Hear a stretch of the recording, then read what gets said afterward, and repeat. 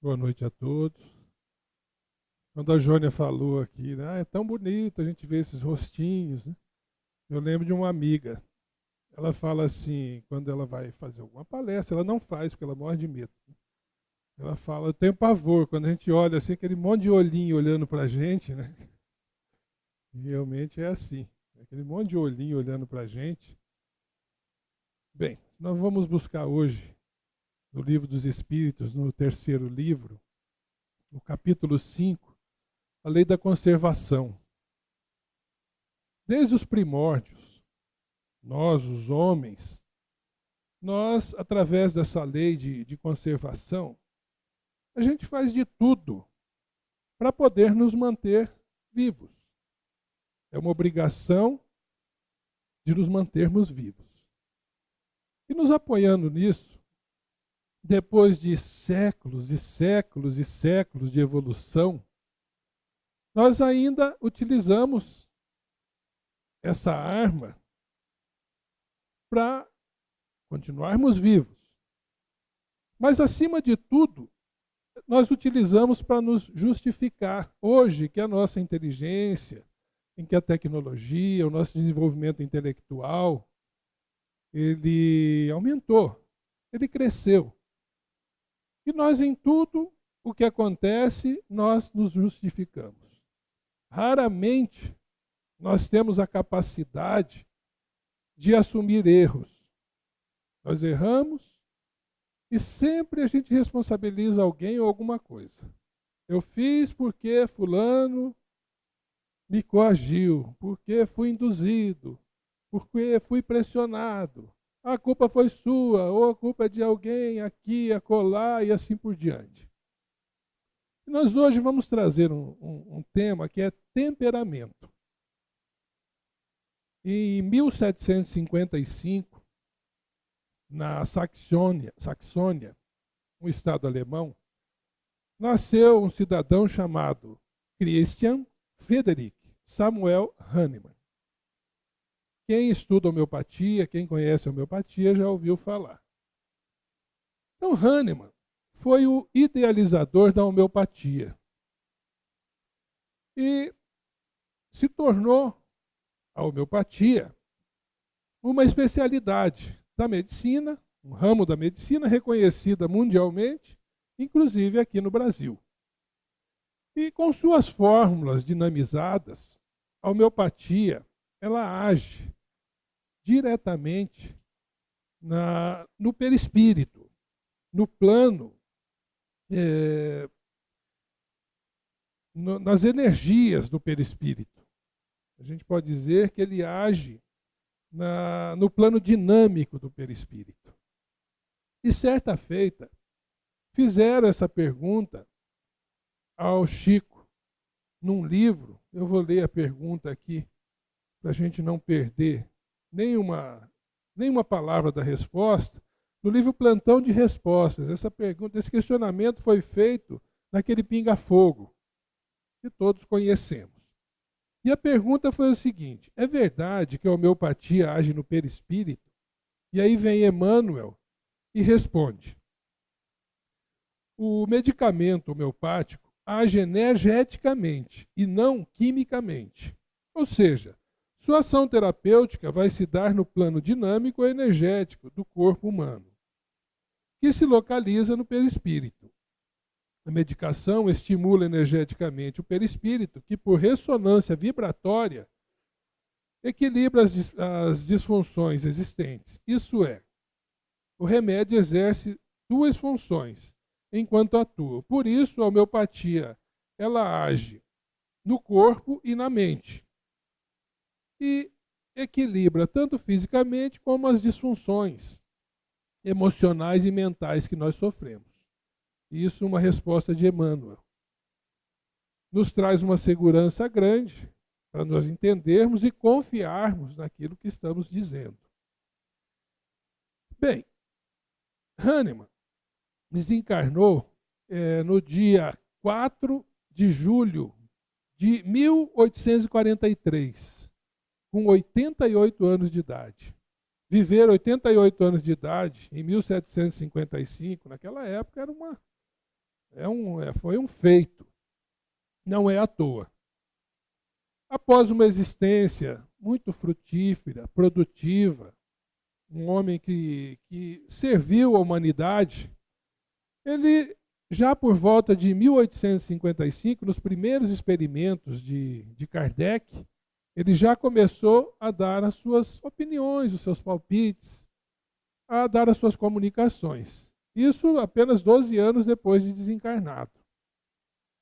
Em 1863, em Paris, Hahnemann já traz uma mensagem. E trata exatamente, no capítulo 9, item 10, da nossa disposição de mudarmos o nosso temperamento, a natureza do nosso temperamento. E ele começa dizendo que se engana muito a pessoa que tem essa ideia falsa de que não é possível nós modificarmos o nosso jeito de ser, a nossa natureza. E o homem, quando ele pensa assim, ele se julga já no direito até, ou salvo, de empregar esforços. Porque a partir do momento em que nós nos julgamos dispensados de mudar, nós não vamos nos esforçar. E isso faz com que nós, os homens, nos acomodemos. Nós vamos nos acomodando a ponto de não lutarmos mais para extirpar esse mal que nos assola, que nos atrapalha a existência. E é assim que, por exemplo, o indivíduo que é dado a encolerizar-se, aquele sujeito irritadiço, né? Estamos falando, parece que de uma coisa rara, mas não é, porque todos nós trazemos essa irritabilidade dentro de nós. Por muito pouco nós perdemos o controle, né? Nós perdemos a calma, sabendo que não se perde o que não tem, né? A gente só potencializa isso. E sempre a desculpa é o mesmo. Nós tentamos justificar porque meu temperamento é esse mesmo. Por isso eu faço essas coisas, por isso eu sou assim. E em vez de nós nos confessar culpados, aí entra a lei da conservação. O que nós fazemos? Vamos buscar os culpados. E dessa forma, agindo, o que nós estamos fazendo? Se nós não somos culpados, se nós não achamos nenhum culpado, indiretamente nós estamos culpando a Deus pelos nossos erros. Por quê? Porque Ele fez, ou Ele me fez, imperfeito, com defeito. Por isso eu sou desse jeito. Mais uma vez, fugindo da nossa responsabilidade e evidenciando a nossa imperfeição. É fato que nós, há temperamentos mais aptos a ativar a nossa violência, a nossa maneira de agir, a nossa agressividade, assim como tem músculos. A gente observa no ser humano aqueles que desenvolvem mais a parte muscular, que alguns músculos eles são mais flexíveis, mais dado a exercício de força, a exercer a força. Mas, em momento nenhum, nós podemos achar que qualquer atitude nossa esteja relacionada a isso. Segundo Hahnemann. O espírito violento vai ser sempre um espírito violento, mesmo num corpo linfático.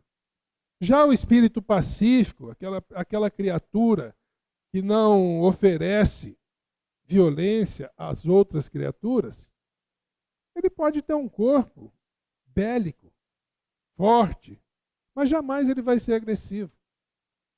Me lembro o Shrek. Todo mundo conhece o Shrek, né? O ogro. Ele é um amor. E, no entanto, ele é muito forte.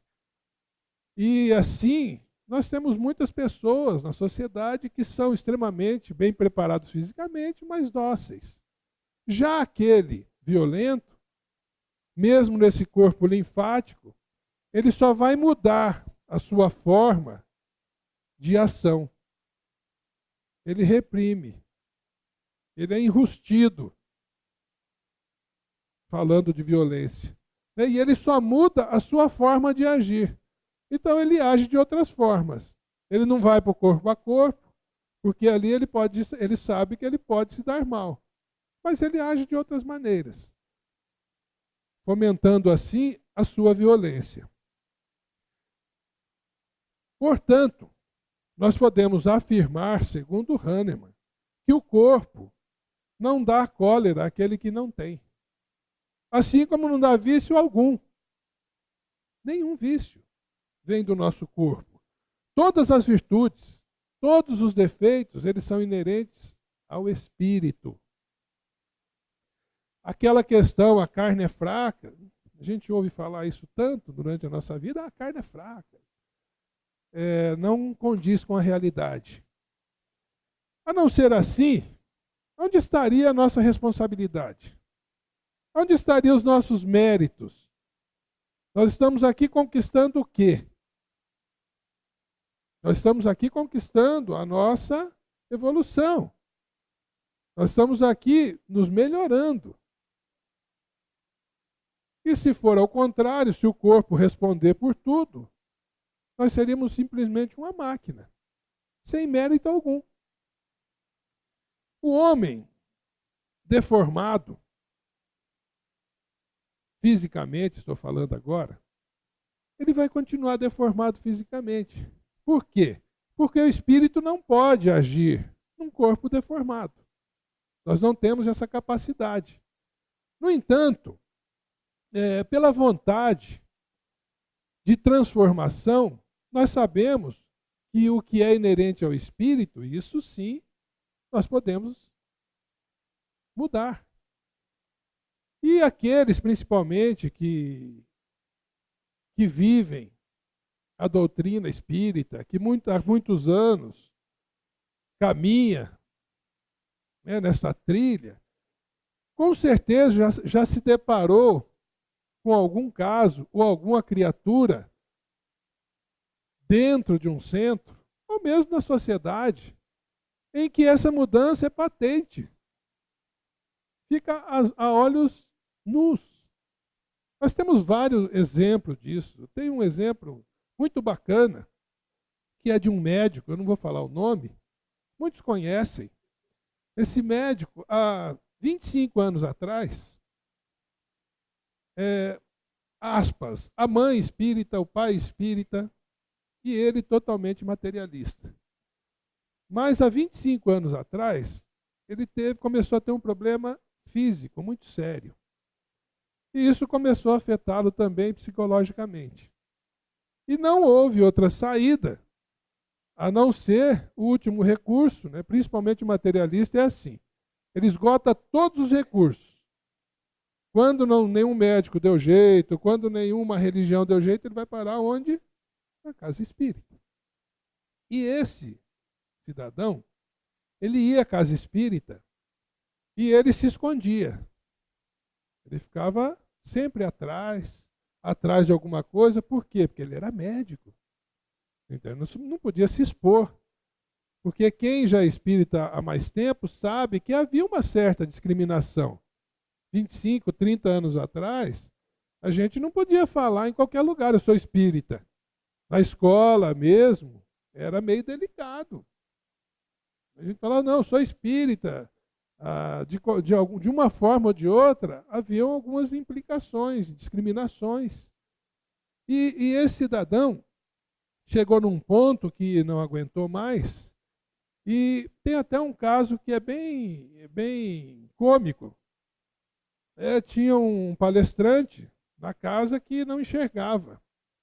E ele, às vezes, sentava perto, ele se escondia sempre desse palestrante, porque o palestrante não enxergava, mas o palestrante era cego. E ele não sabia. No entanto, essa pessoa, passado algum tempo, ele foi tratado, ele se equilibrou fisicamente, emocionalmente, e de lá para cá ele se tornou uma das lideranças da casa, no aspecto de estudo. Levou para frente o estudo, que era uma casa que não estudava-se muito pouco, e foi um dos companheiros que impulsionou aquela casa nesse lado de estudo. Até hoje trabalha muito na casa. E eu trago um exemplo também de um amigo pessoal, a gente nunca cita nomes, né? Que esse se transformou de forma espetacular. Era um jovem rebelde, até que um dia estava drogado e sofre um acidente horrível. Era muito rebelde na sociedade, aprontava muito. Até que um dia acidenta-se e fica paraplégico. Para quem conhecia, a conclusão é que a vida ali tinha cessado, por ser uma pessoa muito dinâmica. No entanto, houve uma transformação tão grande nessa criatura que não se abateu por isso. Vive até hoje, é paraplégico, mas o crescimento intelectual e moral, para quem conhece, é uma coisa impressionante. Foi professor universitário, advogado, e hoje, para resumir, ocupa um cargo de desembargador. Então, é uma criatura que foi uma crescente, uma mudança impressionante. É um exemplo de vida para qualquer um. E assim nós temos vários exemplos. Um muito conhecido, Fernando Fernandes, aquele jovem que perdeu os movimentos, e hoje chega a ser exemplo para outros. Então, é patente essas mudanças em que o espírito pode agir. São as mudanças morais. E patente. Isso, graças a Deus, acontece muito. Portanto, nós nos conservamos viciosos, nós nos conservamos temperamentais dentro da nossa existência, se nós realmente quisermos passar por essa jornada que é curta, rápida e rasteira e sair daqui assim. É sempre tempo de iniciarmos. Não é fazermos que nem o regime, que a gente sempre começa na segunda-feira. Segunda-feira a gente vai adiando e nunca fazemos. Mesma coisa essa mudança. Hahnemann aborda, então, uma questão vital, que é o temperamento. Como é que nós podemos definir o temperamento? Temperamento nada mais é do que o conjunto de traços psicológicos e morais que determinam a índole de cada ser, a maneira de ser de cada um. Isso é temperamento. E por não aceitar a sobrevivência do espírito imortal, deste ser que perdura após a morte, as ciências, os materialistas, médicas e psicológicas, tendem a situar o temperamento como um fruto de condições orgânicas. Isso é muito importante. Vamos frisar. Temperamento, para a ciência materialista, é fruto de condições orgânicas. Aí começa o problema. A agressividade, a depressão, o suicídio, os transtornos, tudo aquilo que nos assola, os vícios estariam relacionadas, segundo a ciência materialista, com disposições neurocerebrais, como uma programação biológica a conduzir a nossa vida. Estaríamos expostos sempre a condições biológicas. Olha onde vai dar isso. Até os deslizes extraconjugais estariam explicados. Acabou-se o problema. Vamos acabar com o ciúme porque é o nosso corpo que determina isso. Então, segundo os cientistas, visando, por exemplo, a perpetuação da espécie, nossos genes controlariam os nossos atos. Portanto, ao sermos adúlteros, nós estaríamos enquadrados nessa lei. Ou seja, cientificamente falando, quanto maior a promiscuidade, mais chance de uma maior prole. Estaríamos totalmente justificados. Então a gente pode imaginar aquela situação em que a esposa, diante do juiz pedindo um divórcio, o marido ali, o marido não precisa nem de advogado, né? Ele pode se justificar. Ó, senhor juiz, são meus genes, né, que me atormentam. Por isso eu não tenho culpa nenhuma. Por isso eu vou prevaricar. O que eu posso fazer? Mais uma vez eu posso dizer o quê? A carne é fraca. Cientificamente eu estaria justificado. Portanto, eu não poderia ser condenado. Mais uma questão, no fundo, uma questão que chega a ser até social, diante de ocorrências como roubo, furto e barbaridades que o ser humano ainda comete. Diante do delegado, o ladrão poderia dizer: ah, doutor, eu sou totalmente contra o roubo, mas isso é incontrolável, de acordo com a minha natureza. Porque lá no fundo do meu cérebro, os neurônios repetem: roubar, roubar, roubar. O neurônio dele funciona que nem um obsessor, né? Roubar, roubar, roubar. E o cidadão comete o roubo. Assim como alguns pequenos vícios. Quando nós falamos pequenos, porque são pequenos mesmo. Quando a gente fala de álcool, fumo, isso são pequenos vícios. Diante de um pequeno vício, como o álcool, os cientistas, eles dizem que há na estrutura cerebral determinada área ativada que faz com que o ser que é propenso à bebida ingira álcool. E o ser, né, ele se justifica. Mais uma vez, ele tem justificativa. Meu cérebro é que nem uma esponja etílica. E enquanto eu não encharco com o álcool, eu não consigo ficar em paz. E isso tudo justificado pela ciência materialista. Bem, Hahnemann adverte que tais raciocínios são equivocados, obviamente. O temperamento é um atributo do espírito. Já dissemos isso. E, por mais que haja no corpo, no nosso corpo físico, arranjos genéticos, a exercer certa influência em determinadas doenças, problemas que nós trazemos, na realidade, essa condição é efeito, não é causa. A causa não está no corpo. O corpo não determina, simplesmente exprime o que nós trazemos. É o espelho do espírito. Quantas vezes a gente fala, o corpo é o espelho do espírito? Grande verdade. E o mesmo acontece com relação aos homens que julgam, que refletem problemas espirituais. Por exemplo, no espírito estão as causas mais frequentes de muitas doenças e desajustes físicos e psíquicos que nós trazemos.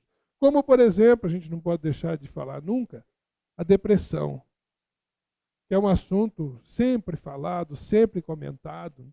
A depressão, ela pode ter, logicamente, a ciência está aí, um componente genético. Mas, na maioria dos casos, ela está localizada no espírito.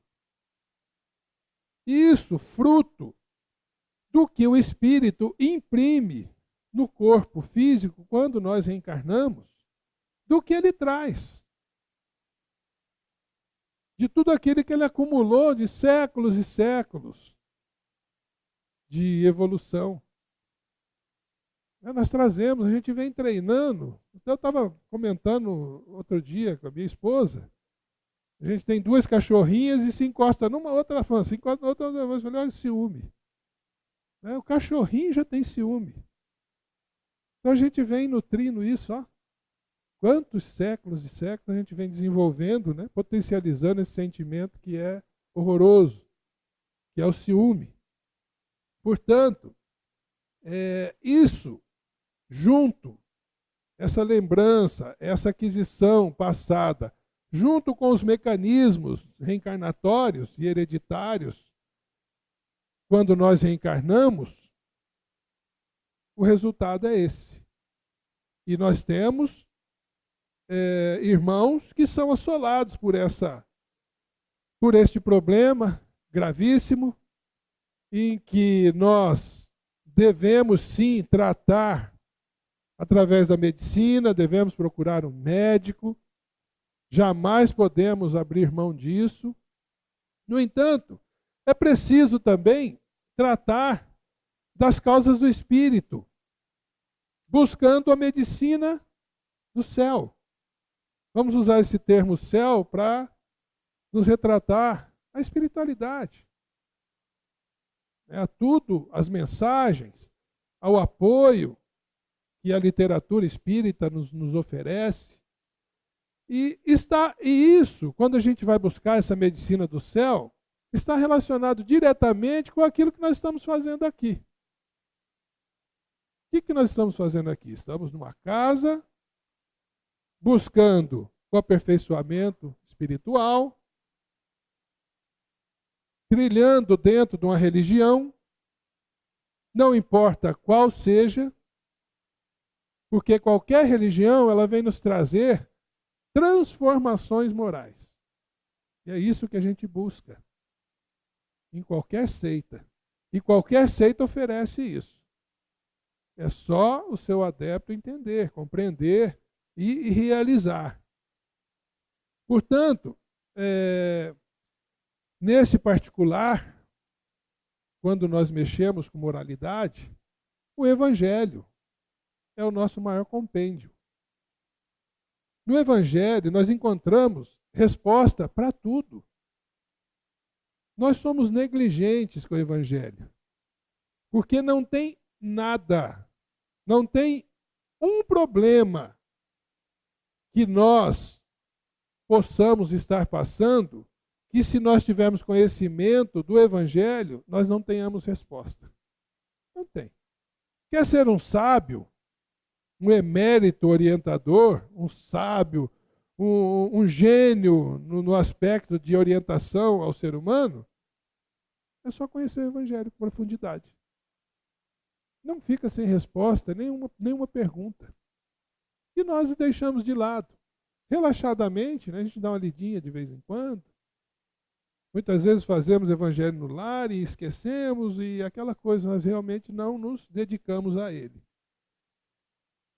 E se nós, diante de problemas evolutivos, né, ânimos exaltados, agressivos, desavenças, desânimo, negatividade, ressentimentos, disso tudo que eu disse aqui, se tiver alguém aqui que não tem nenhum problema desse, a gente só tem que dar parabéns. E de uma forma ou de outra, nós vamos ter que conversar com o espírito superior responsável pela encarnação desse companheiro nesse mar de lágrimas, né? Alguma coisa não funcionou aí. Mas se tiver tudo tão bem assim, mesmo assim vale a pena consultarmos o Evangelho regularmente, mesmo se for um exercício de discernimento, porque aí que nós vamos garantir a permanência dessa paz, desse equilíbrio que todos nós buscamos. é o estímulo que nós carecemos em favor de um comportamento capaz de sustentar a saúde da alma. E para finalizar essa conversa toda, né, a gente mexeu hoje com o temperamento, aquele que é mais nervoso, vai voltar para casa mais calmo, né? Assim como a gente tem que pensar muito, quando a gente traz uma orientação, principalmente de um espírito dessa envergadura, a gente torce muito para que as pessoas levem pelo menos uma frase, uma palavra que nos faça pensar, pelo menos por uma semana, né, no nosso modo de ser, porque da correção de um pequeno defeito desse, nós podemos dar passos largos rumo à nossa evolução. E para fixarmos a questão do temperamento, da onde brota todos esses sentimentos que nós trazemos, nós vamos contar uma historinha de 2 pescadores. 2 amigos pescavam à beira do rio, esperando que o peixe viesse, e de repente ouvem gritos e observam acima 2 crianças. Vêm boiando no meio do rio, não tiveram nenhum momento de hesitação, pulam os 2 no rio, e cada um tira uma criança, já a duras penas, foi um ato cansativo, salvam aquelas crianças. Quando terminam de salvar aquelas 2 crianças, que vão sentar de novo, observam 4 crianças. Vêm descendo no meio do rio, os 2 pulam, mas conseguiram salvar só 2. Ficaram muito frustrados. Mas foi o que eles conseguiram fazer. E frustrados ainda, para que observam, viam descendo 8 crianças. Um automaticamente pula de novo no rio, o outro não. O outro sai e segue a estrada rio acima. E o companheiro que pulou no rio disse para eles: você ficou louco? Você vai me deixar sozinho nessa situação? E ele disse ao companheiro assim: você faça o que você pode. Eu vou lá ver por que essas crianças estão caindo no rio. Simples, singelo. Isso é para pensarmos que nós temos que sempre ir na origem dos nossos problemas. É aí que trabalha a homeopatia. Todo homeopata que se preze, ele pesquisa muito. Nós temos que saber a causa. O que está causando? Por que estamos assim? Portanto, que possamos levar esse ensinamento do nosso glorioso Hahnemann. Quem quiser ver, no Evangelho segundo o Espiritismo, capítulo 9, item 10. Ali vai estar de forma mais clara e talvez mais lúcida do que a gente conseguiu colocar para vocês. Que Jesus abençoe e ilumine a todos.